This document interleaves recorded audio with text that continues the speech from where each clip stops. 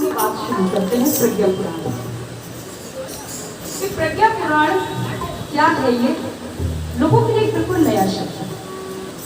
हमारे पास कुछ मिनट्स हैं जिसमें हम प्रज्ञा पुराण का थोड़ा सा परिचय दे सकते हैं, क्योंकि हरि अनंत हरि कथा अनंत, और उस अनंत कथा को जिसे संतों ने नेति नेति कहकर संपूर्ण जीवन में गाया, उसकी तो एक बिंदु की मात्र आस्वादन की हम इस कुछ क्षणों में कर सकते हैं। वेद व्यास ने 18 पुराण लिखे। क्यों?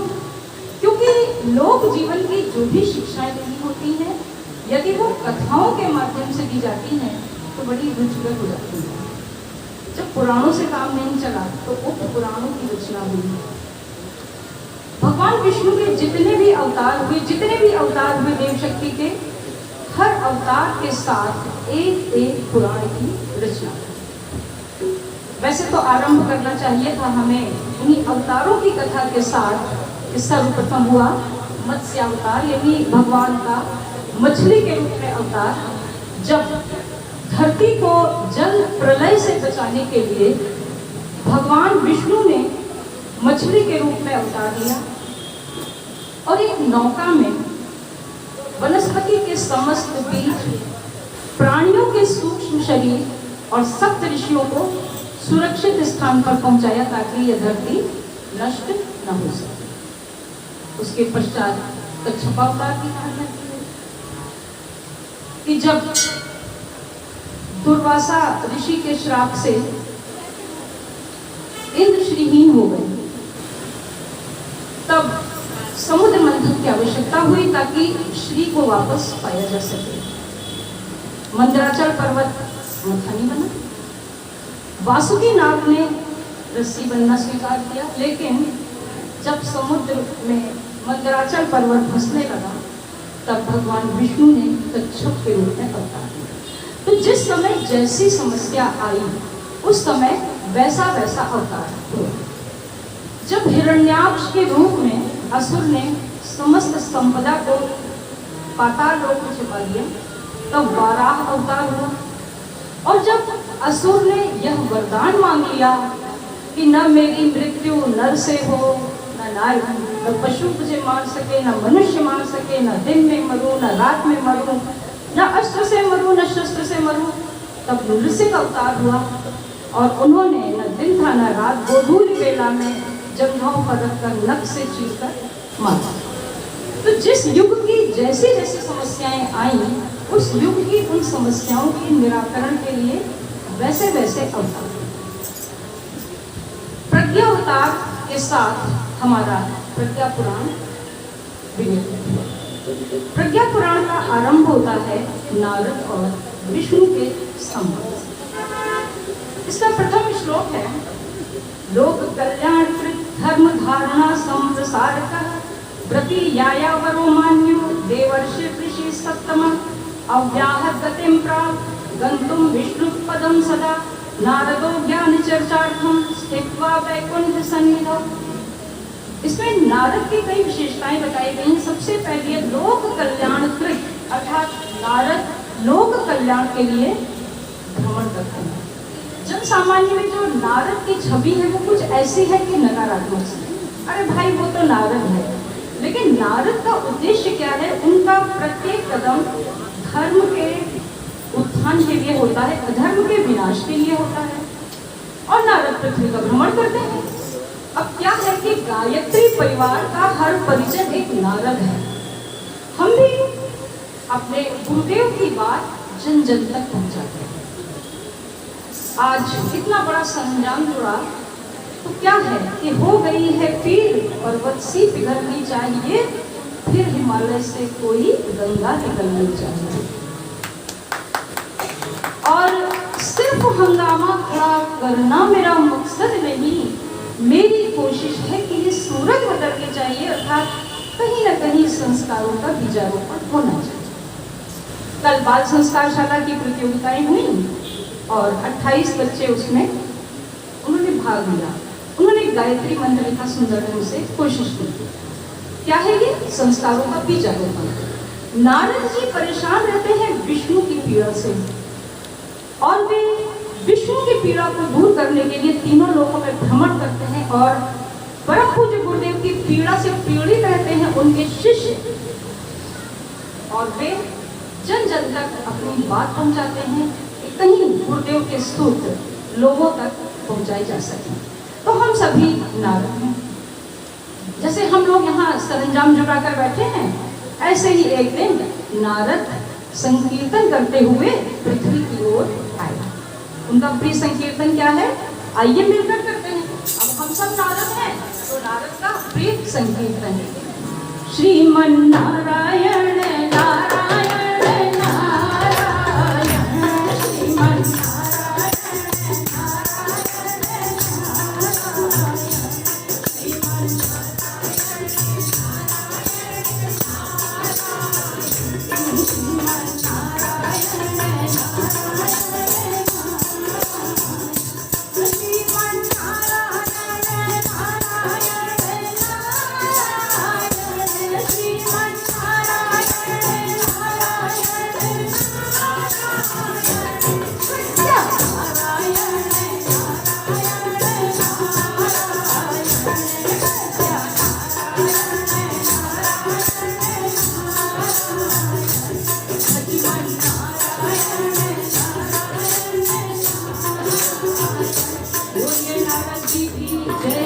बोलिए विष्णु भगवान की जय। तो नारद जी पृथ्वी का भ्रमण करते हुए आगे बढ़े। उन्होंने सुना कि पृथ्वी के लोगों ने बड़ी प्रगति कर ली है। वो मनुष्य जो कहता है अग्नि देवता, वातो देवता, सूर्यो देवता, चंद्रमा देवता, उसने देखा कि एक स्विच दबाने से सारे देवता उसके वश। नारद जी बड़े प्रसन्न हुए कि मनुष्य ने बड़ी प्रगति कर ली। उन्होंने विष्णु भगवान से पूरा हाल देखने के बाद बताया भी था कि है बधे नर के करों में वारी विद्युत भाव, है बधे नर के करों में वारी विद्युत भाव, और हुक्म पर चढ़ता उतरता है पवन का ताप। घर घर में एसी, दरवाजे घर में ठीक से ना हो एसी जरूर हो। एसी चलाए तो भैया बड़ी गर्म लागत है। तो हुक्म पर चढ़ता उतरता है पवन का ताप, बाकी नहीं कोई कहीं व्यवधान, और लांग सकता नर सरित गिरि सिंधु एक समान। बड़ी प्रगति की। नारद जी थोड़ा प्रसन्न हुए, आगे बढ़े तो उन्हें कुछ समस्याएं भी दिखी। एक बड़ा सुंदर मंदिर भी दिखा, जैसे अपना ये प्यारा सा नागेश्वर मंदिर है।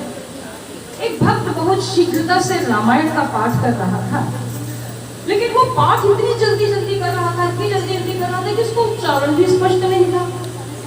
तो नारद जी ने थोड़ा वेश बदल लिया, तो चलो मनुष्यों से बात करते हैं कि भाई क्या बात है, कुछ जल्दी में लग रहे हो। बोला हाँ, वो मेरे भाई ने मेरी 5 गज जमीन हड़प ली, तो मेरा मुकदमा चल रहा है, आप फैसला हो जाएगा और जमीन मुझे मिल जाएगी। नारद जी ने जब ये सुना तो स्तब्ध रहे कि रामायण का पाठ करने वाला भक्त 5 गज जमीन के लिए मुकदमा कर रहा है। उन्हें तो यही लगता था कि राम के आदर्श पर दुनिया चल रही होगी। क्या था कि राज तिलक को गेंद बनाकर खेलने लगे कि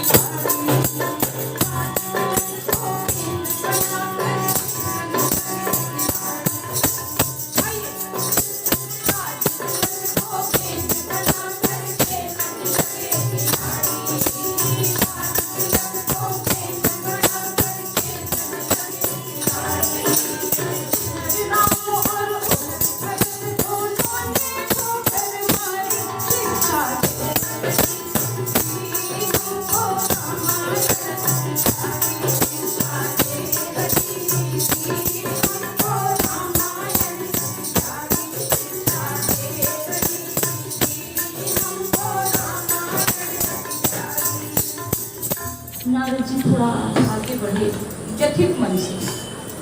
उन्होंने सोचा कहीं कोई मार्ग पूछ रहे हैं, बड़ी बड़ी अट्टालिकाएं, कंक्रीट के जंगल, जितनी भी सुविधाएं हो सकती है वो सब दिखाई दिया और एक महामारी भी दिखाई दी। कोई बता सकता है कौन सी महामारी? माधव शर्मा भाई साहब को प्रणाम। हमें लग रहा था कि लोग बोलेंगे कोरोना। आज की जो महामारी है मोबाइल की महामारी, ये सचमुच एक ऐसी महामारी है जिससे बच्चा बच्चा और युवा सब कोई पीड़ित है। समय नहीं है, नहीं तो बड़े मनोरंजक ढंग से इन सब चीजों का वर्णन हो सकता है। तो नारद जी बहुत व्यथित होकर विष्णु भगवान के पास पहुंचे। विष्णु भगवान ने उन्हें हास परिहास करके फिर बिठाया अपने पास। इस श्लोक में एक पंक्ति आती है, शब्द आता है अव्याहत गतिम प्राप्त, कि नारद अव्याहत गति को प्राप्त हैं, उनके लिए कहीं कोई रोक टोक नहीं, सर्वत्र पहुंच जाते हैं। जब नारद जी ने विष्णु से इन सारी समस्याओं के समाधान पूछे तो भगवान ने उन्हें बताया कि इसका समाधान इस तरह संभव नहीं है जिस तरह मेरे अवतारों के माध्यम से हुआ। तब असुर स्थूल था, कंस शरीर में था, विष्णु के रूप में अवतार, रावण शरीर में था तो राम के रूप में अवतार हुआ। आज का जो असुर है वो तो लोगों के अंतस्थल में, अब कोई भी स्थूल शरीर में अवतार लेकर लोगों के अंतःकरण में घुसे हुए इस शत्रु को मारा नहीं जा सकता। इसके लिए तो लोगों के अंतःकरण में प्रज्ञा का अवतार होना है। नारद जी ने पूछा कि कहां पर लेंगे आप ये अवतार, कृपा करके बताने की कृपा करें। तो विष्णु भगवान ने कहा कि जब असुर जिस स्थान पर था वहां तक अवतार लेकर मैं पहुंचा, आज तो पूरे विश्व में असुर हर व्यक्ति के अंतस्थल में घुसा हुआ है। इसके लिए मुझे जागृत आत्माओं के अंतःकरण में अवतार लेना होगा और वे विचार क्रांति करेंगे, बुरे विचारों की काट करेंगे, उल्टे को उलटकर सीधा करेंगे, सत्संग करेंगे, ज्ञान का प्रसार करेंगे और इस तरह उस असुर का नाश हो सके। ये प्रज्ञावतार एक शरीर में नहीं होगा, उन सब शरीरों में होगा जो यहाँ बैठे हैं और इनके जैसे आज पूरे विश्व के कोने कोने में, न केवल भारत में बल्कि विश्व में भी आज सारा परिजन गुरु पूर्णिमा का उत्सव मना रहा है और अपने गुरु की चेतना को धारण करने वाला हर प्रज्ञावान व्यक्ति इस प्रज्ञावतार का हिस्सा है। और हम लोग साथ बैठकर एक दूसरे के साथ विचारों का विनिमय करते हुए इस दुर्बुद्धि रूपी असुर को खत्म करेंगे। सत्संग है ज्ञान सरोवर, सत्संग है ज्ञान सरोवर, सुख की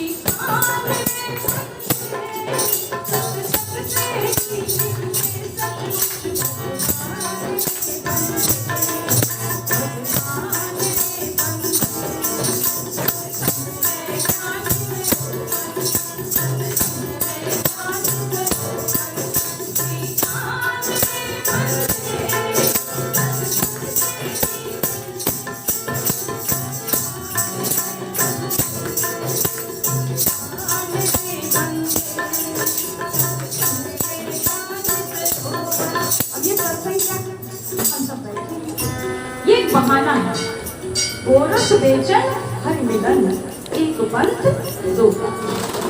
अरुण भाई साहब ने कितना सुंदर गायत्री मंत्र का उद्बोधन दिया। बहनों ने इतने प्यारे प्यारे गीत भजन सुनाए। लोहे को आकार देने के लिए उसे तपाना पड़ता है, पिघलाना पड़ता है, जब पिघल जाता है तब उसे आकार दिया जाता है। सुंदर सुंदर भजनों से सबके मनों के लोहे पिघल रहे थे और अरुण भाई साहब ने मंत्र के बारे में बताकर उसे शेप दिया और लोगों को प्रेरित किया। सत्संग से होकर जाता मंजिल का रास्ता, मंजिल का रास्ता।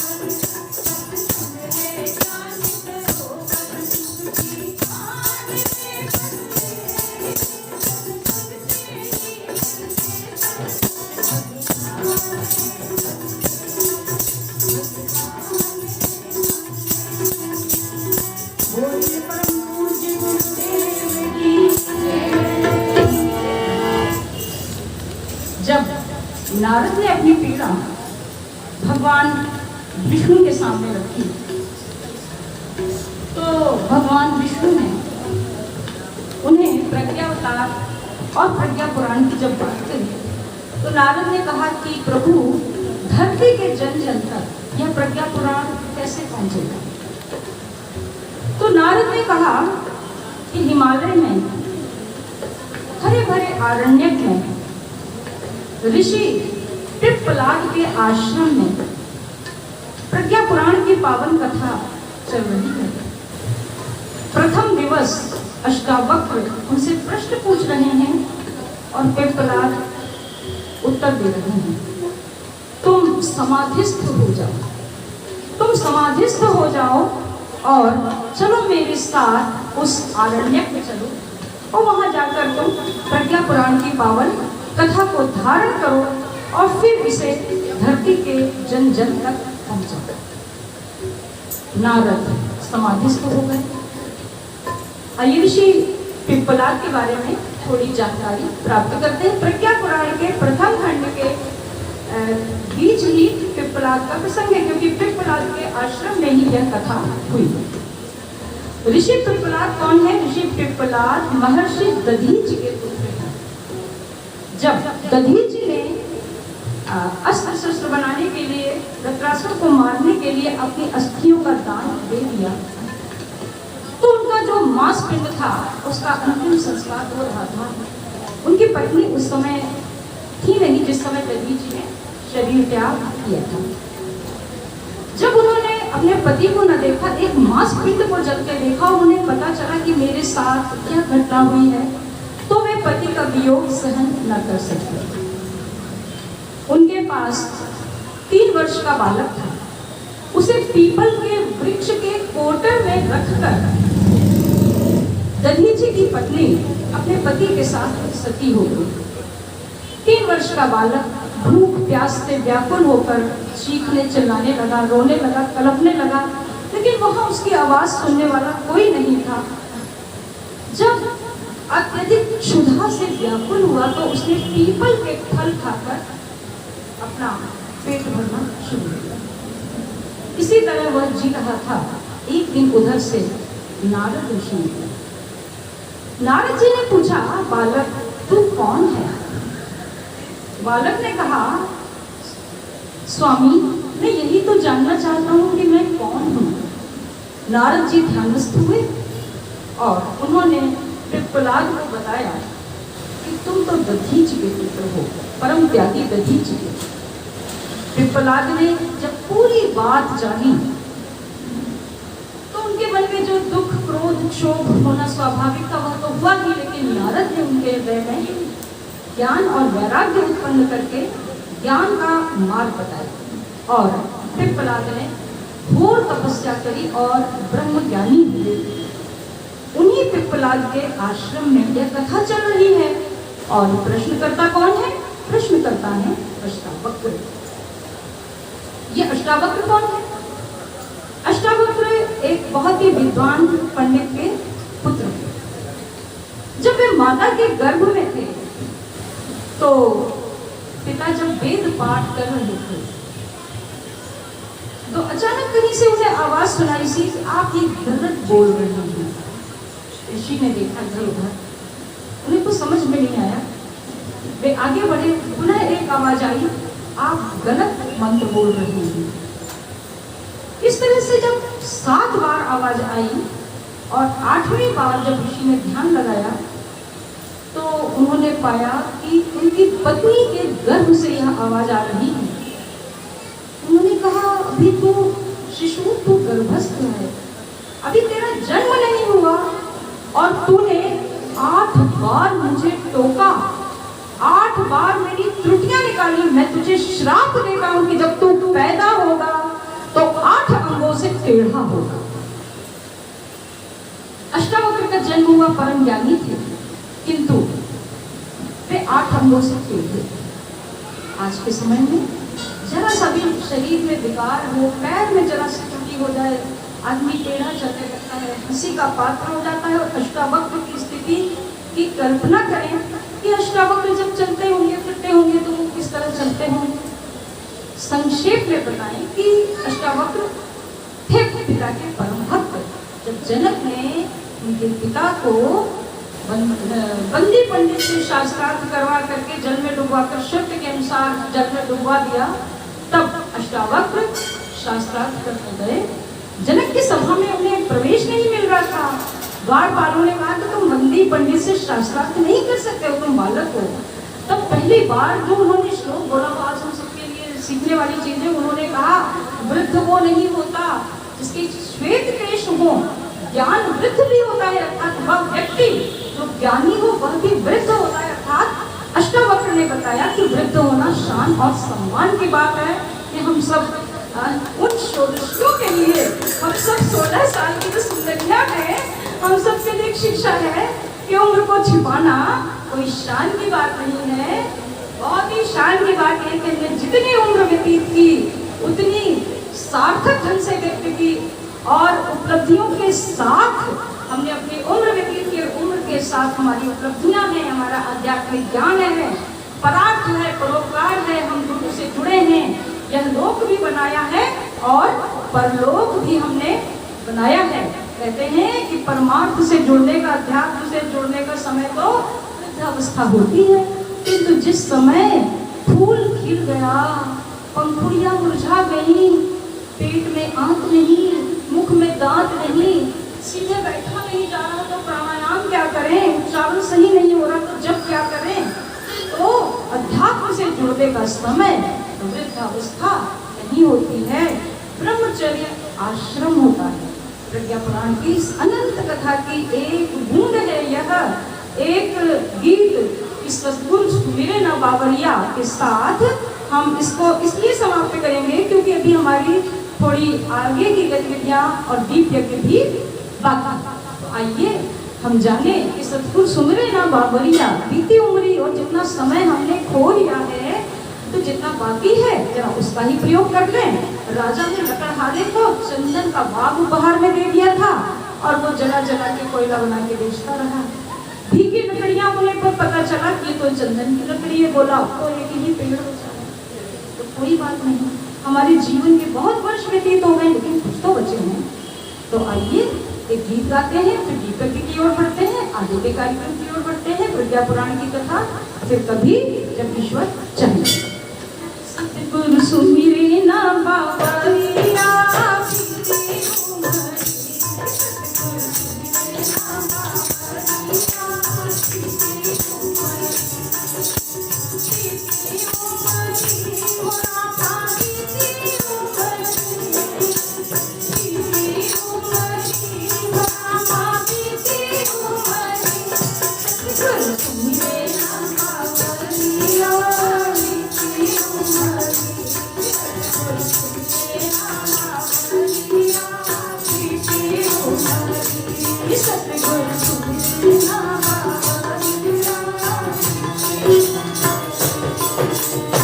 किस तरह अपना जीवन जीते हैं जरा सुने।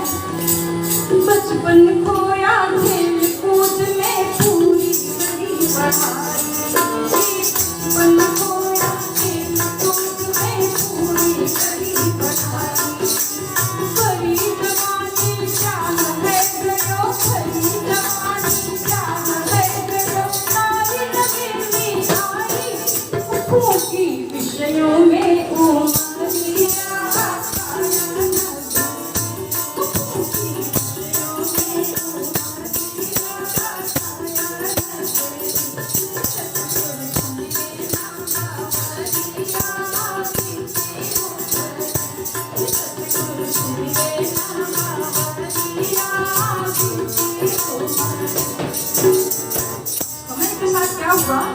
शरीर के अंग एक एक करके धोखा देने लगे। हम लोगों को भी धोखा दे रहे हैं।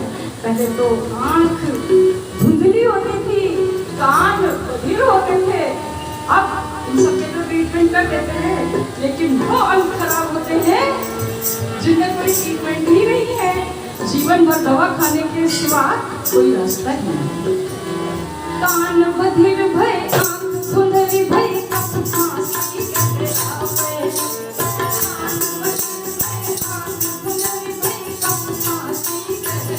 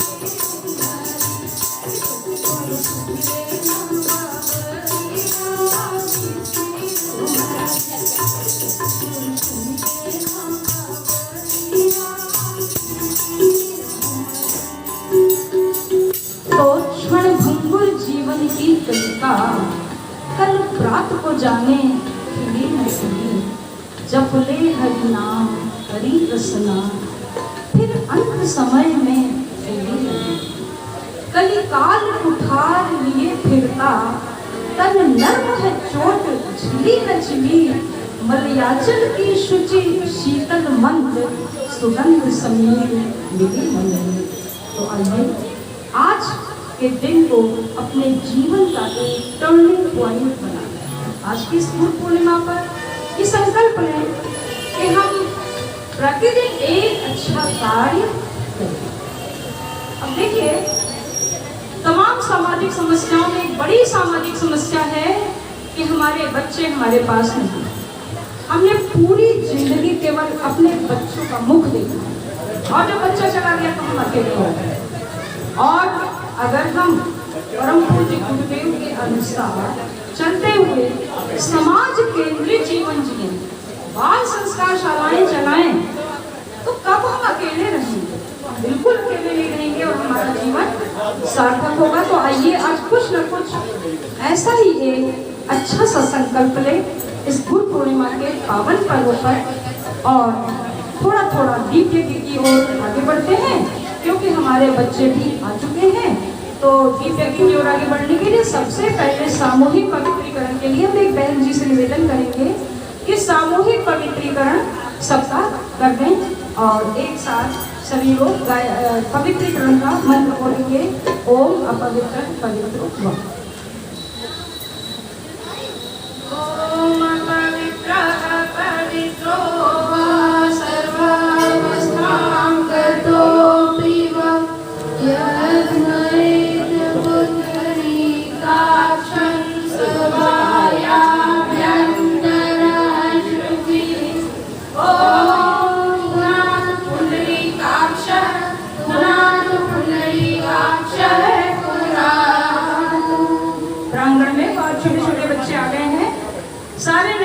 बच्चों से हम कहेंगे कि हम कुछ बता रहे हैं उसको सुन, है ना? अच्छा बताओ बच्चों, पवित्रीकरण में अभी आप लोगों के ऊपर क्या छिड़का गया, कोई बता सकता है? क्या छिड़का गया? जल छिड़का गया। अच्छा बच्चों, तो ये बताइए आप लोगों ने स्नान किया था कि नहीं आज? जिसने जिसने किया था बच्चे लोग केवल हाथ उठाएं। किसने किसने स्नान किया था हाथ उठाइए। हाँ देखिए, यहाँ से वहां तक बच्चे हाथ उठा रहे हैं, हाथ नीचे। ये बताइए, जब बहुत सारे जल से स्नान कर लेते हैं तो थोड़े से जल से पवित्रीकरण क्यों करते हैं? ताकि स्नान से स्वच्छता प्राप्त होती है और अभिमंत्रित जल की बूंदों के अभिसिंचन से हम मानसिक पवित्रता प्राप्त करते हैं। आइए दो दोहे बोलते हैं। नहाए धोए क्या हुआ, जो मन में रचा, सदा धोए वास नचाए कबीरा, धोए वास नचाए। देखिए, मछली जो है हमेशा जल में रहती है। मछली कहाँ रहती है जल में, है ना। अच्छा, कभी मछली बाजार की तरफ से निकले हो तो बताओ, बदबू आती है कि खुशबू आती है? सही बताया बच्चे ने, बदबू आती है। जीवन भर जल में रहने वाली मछली भी, गंगा में रहने वाली मछली भी बदबू देती है। क्यों? क्योंकि उसने उस मानसिक पवित्रता को धारण नहीं किया है जिससे उसके अंदर आत्मशुद्धि आ जाए। हम सब लोग जब तक मनोविकारों से अपने को दूर नहीं करेंगे तब तक हम पवित्र मन स्थिति को प्राप्त नहीं करेंगे और हमारी पूजा बिल्कुल बेकार हो जाएगी। आज है गुरु पूर्णिमा का पावन पर्व, तो सभी लोग यहाँ पर अपने अपने गुरु का स्मरण करेंगे। गुरु सभी के पूज्य होते हैं। आप लोगों को बताएं, एक ऐसी शक्ति हुई थी जिसके 24 गुरु थे। कौन बताएगा हमको उनका नाम? किसके 24 गुरु थे? अच्छा बच्चों, एक कहानी सुनाते हैं आप लोग को। बच्चे कहानी सुनेंगे? कितने लोग सुनेंगे आप बताइए? गुड। एक थी माता अनुसुईया, बड़ी पतिव्रता नारी थी। देवताओं ने उनकी परीक्षा लेने के लिए साधु का रूप बनाया। किसका रूप बनाया? साधु का। और उनसे कहा कि राजा हम बच्चे का टीका करेंगे, बच्चों कपड़े उतार के भिक्षा चाहिए। तो ऐसा कैसे हो सकता था? तो माता अनुसुईया ने अपने बल से उनको नन्हा शिशु बना दिया। नन्हा शिशु बना दिया। फिर क्या हुआ कि माता अनुसुईया ने डाल दिया पालना, झूल रहे झील देव बन करके पालना। माता अनुसुईया ने डाल दिया पालना, झूल रहे झील देव बन करके पालना। तो ब्रह्मा, विष्णु और महेश तीनों को उन्होंने बच्चा बना के घर में रख दिया। और जब उनके जाने का समय आया तो उन्होंने एक ही शरीर में तीनों रूप धारण कर लिए। उनका नाम था दत्तात्रेय। दत्तात्रेय ने 24 रूप किए थे। उनके गुरु में चींटी और चिड़िया थे। क्योंकि हम हर एक से कुछ ना कुछ सीखते हैं। मकड़ी से भी कुछ सीखते हैं। मकड़ी ऊपर चढ़ती है, गिरती है, फिर चढ़ती है, गिरती है, फिर चढ़ती है। तो हम सीखते हैं कि हमें कभी भी असफलता से हार नहीं माननी चाहिए। तो सभी लोग अपने अपने गुरु का स्मरण करें और कभी ये ना सोचे कि हमारा एक गुरु है तो दूसरा गुरु नहीं बना सकते। हम लोग तो बच्चों से भी सब कुछ सीखते हैं। हमारे छोटे छोटे बच्चे हैं, उनसे भी बहुत कुछ सीखते हैं। आइए सभी लोग अपने गुरु का स्मरण करें, आंखें बंद करें, हाथ जोड़ें, हृदय भूमि में गुरु का आवाहन करें। जिसके जो गुरु है नेत्र बंद करके उनका ध्यान करें। गायत्री परिवार के लोग वेदमूर्ति तपोनिष्ठ पंडित श्री राम शर्मा आचार्य का ध्यान करें। ओम गुरुर्ब्रह्मा गुरुर्विष्णु गुरुरेव महेश्वरः गुरुरेव परब्रह्म तस्मै श्री गुरवे नमः। अखंड मंडलाकारं व्याप्तं येन चराचरं तत्पदं दर्शितं येन तस्मै श्री गुरवे नमः। बोलिए परम पूज्य गुरुदेव की। गुरु मेरी पूजा, गुरु गोविंद, गुरु मेरा पाद धोना, गुरु भगवान। आइए थोड़ी देर के लिए सभी लोग गुनगुनाते हैं वैभव के साथ।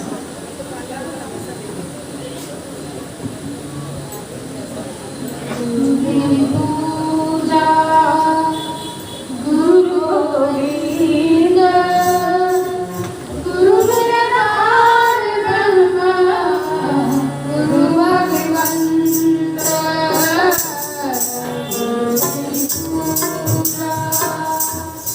गुरु गोविंद, गुरु मेरा ब्रह्मा,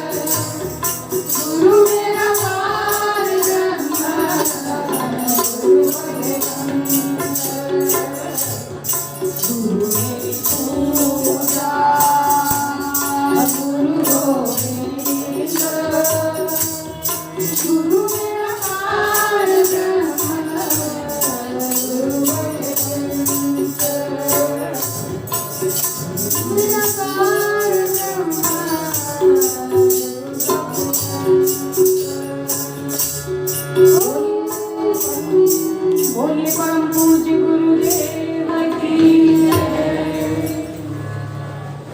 संसार के सारे भजन एक ओर और गुरु की स्तुति मन को बहुत शांत मन से माँ गायत्री का आवाहन करें। प्यारे बच्चों, ये वैभव बाल संस्कार शाला के छात्र हैं। ऑनलाइन बाल संस्कार शाला के 1 साल के प्रशिक्षक के रूप में वैभव इस तरह निखर कर सामने आए हैं। आप लोगों का कल मैंने ग्रुप बना लिया है रात के 2 बजे तक। ग्रुप में जुड़े हैं आप लोग, उसमें हम लिंक डालेंगे। अगर आप लोग 8 बजे जुड़ेंगे तो ये सब कुछ उस बाल संस्कार शाला में सीखेंगे।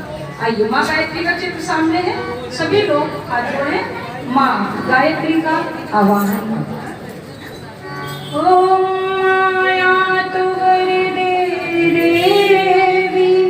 त्र्यक्षरी ब्रह्मवारिणी गायत्री छन्दसां मातः ब्रह्मयोनि नमोस्तुते। ओम श्री गायत्री नमः आवाहयामि स्थापयामि ध्यायामि ततो नमस्कारं करोमि। भगवान गणेश का आवाहन करते हैं। पता है, गणेश भगवान ने ही महाभारत लिखा था। बच्चों, आपसे बात कर रहे हैं, जरा सुनेंगे। गणेश भगवान ने महाभारत कैसे लिखा था? वेद व्यास ने कहा कि मुझे महाभारत लिखने के लिए ऐसा चाहिए, ऐसा कोई व्यक्ति चाहिए जो लिखते समय 1 मिनट को भी, सेकंड के लिए भी रुके ना, कलम न छोड़े। और गणेश भगवान ने एक सिटिंग में बैठ करके पूरा महाभारत लिखा, इतना मोटा महाभारत। तो बच्चों, गणेश भगवान की प्रार्थना इस भावना से करनी चाहिए कि हम लोग पढ़ने बैठे तो कम से कम 40 मिनट तक बिल्कुल अटेंटिव होकर पढ़ें और मोबाइल से जितना हो सके दूर रहें। ठीक? आइए, गणेश भगवान का ध्यान करते हैं, शक्ति मांगते हैं, हृदय में ध्यान करें। ओम अभिप्सिताति सिद्धिर्घं पूजितो यगसुरासुरैः सर्वविघ्नहरस्तस्मै गणाधिपतये नमः। हाँ, माता जी को ध्यान करते हैं, माँ दुर्गा का ध्यान। सर्वमंगल मांगल्ये शिवे सर्वार्थ साधिके शरण्ये त्र्यंबके गौरी नारायणी नमोस्तुते। हम लोग नागेश्वर महादेव जी के मंदिर में बैठे हैं। आइए, महामृत्युंजय मंत्र से उनकी स्तुति करते हैं। ओम त्र्यंबकं यजामहे सुगन्धिं पुष्टिवर्धनं उर्वारुकमिव वदनान् मृत्योर्मुक्षीयमामृतात्। ओम, आप सभी लोग बोलेंगे ओम सर्वेभ्यो देवेभ्यो नमः आवाहयामि स्थापयामि ध्यायामि ततो नमस्कारं करोमि। अब एक भाई बहन पंचोपचार पूजन करते हैं सभी की ओर से, और सभी लोग बोलेंगे जलम, बच्चे जोर से बोलें जलम गंधाक्षतम पुष्पाणि धूपम दीपम नैवेद्यम समर्पयामि ततो नमस्कारं करोमि। नमोस्तनन्ताय सहस्रमूर्तये सहस्रपादाक्षि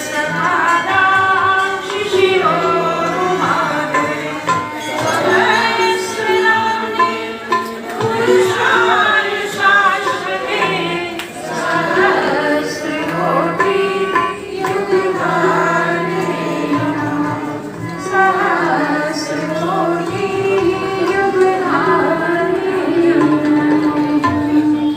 बोलिए महाकाल शंकर भगवान की, बोलो महाकाल शंकर भगवान की। भगवान जी ने सुना, पहले सुन नहीं पा रहे थे, वो कह रहे थे उनको सुनाई नहीं दे रहा। तो बच्चों हमने आज आपको प्राइज डिस्ट्रीब्यूशन की बात की थी, तो अब इस समय उस समय आप ना, हमने तो आप लोगों को मैसेज किया था कि आप 7:30 बजे तक आ जाएंगे, 7:35 बजे। हमारे लल्लू जी भाई साहब एक गीत की कुछ पंक्तियां बीच बीच में आप लोगों के लिए गाएंगे। चंदन है इस देश की माटी।